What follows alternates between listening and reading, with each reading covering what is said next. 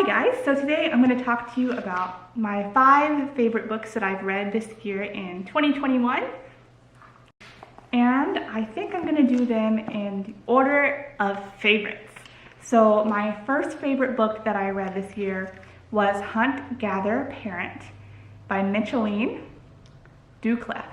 And I don't actually have that book because I checked it out from my library because I didn't want to buy another parenting book that I would read and that wouldn't work because I've read a lot of them. But this one blew my mind.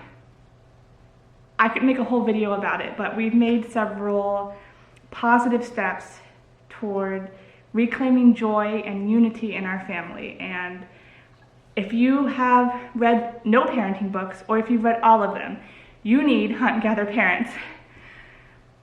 I am going to be ordering a copy for myself for Christmas because I definitely need to read it again, and my husband and I already ordered it on audiobook. He doesn't really read actual books like I do. He likes to listen to audiobooks.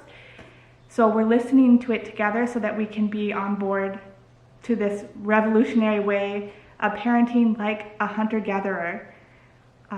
Just ancient knowledge of parenting that Western civilizations, especially America, is missing. So that was my top 1 book that I read this year, and it's on my top 10 list of all time now. My second favorite book is this one.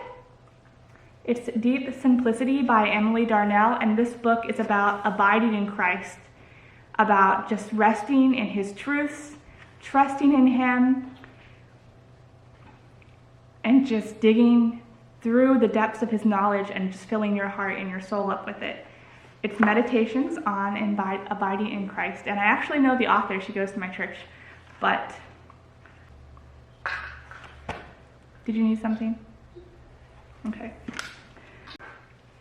All right, let me just read you a little excerpt. All right, let me just read you a little excerpt of Abiding in Christ.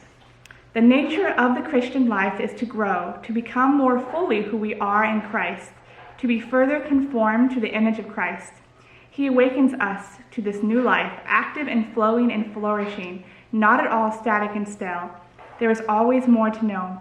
We cannot fathom the depth of His being, but by His Spirit we will grow deeper in the knowledge of Him as we daily seek, cling, and otherwise abide and rest in Him. Settling for the pure milk of the Word, which was so satisfying in your early years as a Christian, will leave you feeling unsatisfied and wilting in your whole being. Milk will not foster the growth intended.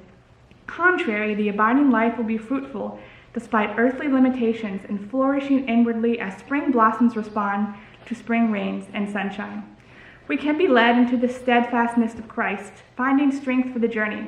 We can persevere in His strength and fortitude, and we journey on, further into the life He has for us, pressing on. Anyway, this book is my second on my list. I am going to reread it again in 2022 just because it's such rich. I can only read a few pages before I need to look up scripture and meditate and just abide. What are you doing? Making faces. All right.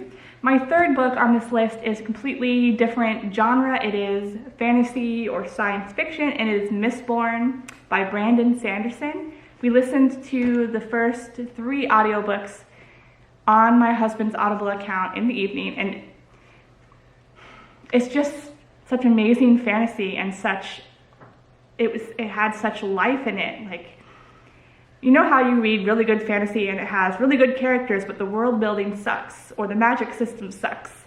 This had really good characters, really good like political, true world building, just hit 5 stars on every like category.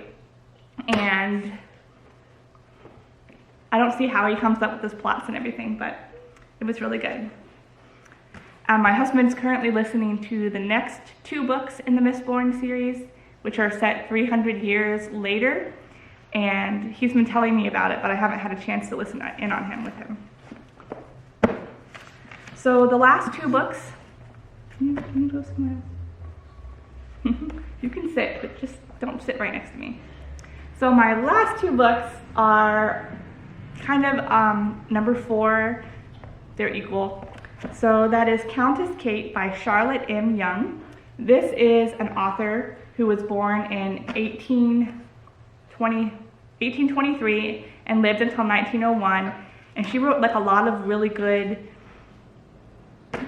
stories about life during that era. And I just found her, and this is the first book I've ever read by her, and I really loved it. She wrote this one for like youth, but I didn't know that. I just picked one and bought it, and I loved it. I'm going to save it for my kids to read. This one is about Countess Kate, of course, who's a little girl who was an orphan who suddenly finds herself a countess, and she has to go live with her aunts, who are very rigid.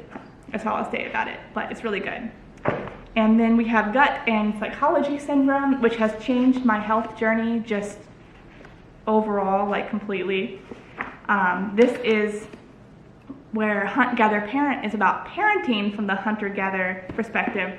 This book, along with Nourishing Traditions, is about eating from the hunter-gatherer perspective. So you're eating broths and bone broths, and you're eating all the organ meats and liver and the vegetables. Like, it's just a whole foods diet, and you're also eating fermented foods. Anyway, I found out kind of by happenstance that stages like 1 through 3 put my Lyme's disease in remission.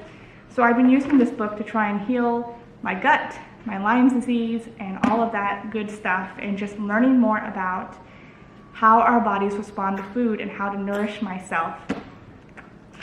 My health is definitely a lot better than it was. I'm not there yet.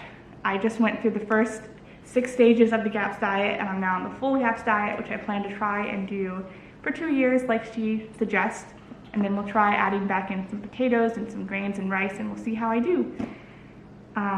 The one big thing that it has helped is my bloating. I used to look like I was like 6 months pregnant all the time from my gut bloating, and now my belly is flat, and I have more body positivity about that.